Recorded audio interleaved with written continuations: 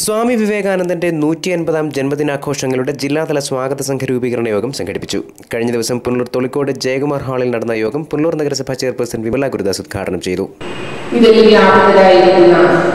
സ്വാമി വിവേകാനന്ദന്റെ 150ാം ജയന്തി ആഘോഷം ഇന്നും ഓർമ്മിക്കപ്പെടുന്നു, അതിനുവേണ്ടി പ്രവർത്തിക്കുന്നു എന്നൊക്കെ അറിയുമ്പോൾ വളരെയധികം സന്തോഷമുണ്ട്.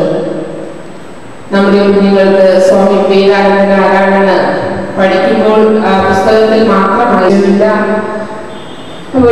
നടക്കുന്ന ഈ രൂപീകരണ യോഗം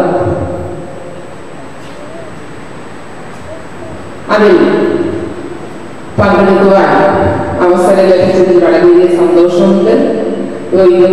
നമ്മുടെ ഈ 150ാം ജയന്തി ആഘോഷങ്ങൾക്ക് രാമസ്വാമി പിള്ള അധ്യക്ഷത വഹിച്ച ചടങ്ങിൽ RSS പ്രാന്ത സഹകാര്യവാഹക് അഡ്വക്കേറ്റ് എൻ ശങ്കർ റാം മുഖ്യപ്രഭാഷണം നടത്തി.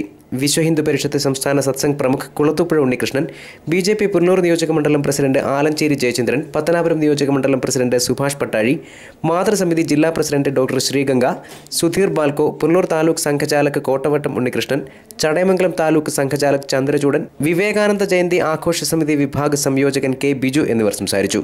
ജില്ലാ കാര്യവാഹക് S അശോകൻ സ്വാഗതവും ജില്ലാ വ്യവസ്ഥ പ്രമുഖ് N ശ്രീപ്രകാശ് നന്ദിയും പറഞ്ഞു. തുടർന്ന് ആഘോഷ പരിപാടികൾക്കായി 1001 അംഗ സ്വാഗത സംഘവും രൂപീകരിച്ചു. News bureau, Punalur.